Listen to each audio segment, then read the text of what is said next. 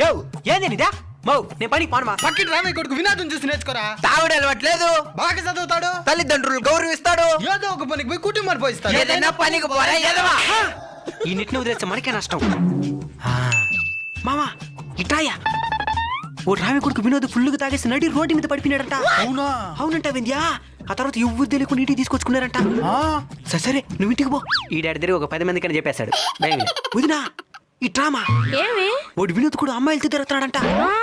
ఏం చదివి ఇది కూడా తెలియదు నీకా. మొన్న బయట వాళ్ళు ఇంటి దగ్గరకు వచ్చి గొడవ కూడా వేసిపోయినారంట. అవునా? సరే ఎవరికి చెప్పుకోపోక మనోడు పరిపోతుంది. సరే లోపలికి పో. ఏమికి తెలిసిందంటే ఇంకా ఊరంతా తెలిసినట్టే. ఇంకా చెప్పొద్దనే విషయం అయితే ఖచ్చితంగా చెప్తాది. బైబిల్ ఒక పెద్ద గీతను చిన్న గీతకి చూపించాలంటే గీతను జరపాల్సిన మళ్ళీ పక్కన పెద్ద గీత గీసే సరిపోతుంది. అదేవిధంగా మంచోళ్ళు అవ్వాలంటే మనం మారాల్సిన మళ్ళీ పక్కనుండి చెట్టకి చూపిస్తే సరిపోతుంది. ఏమి తెలియదురా మాలాంటి ఏదో కదా స్టేట్మెంట్ ఆలోచనలండి.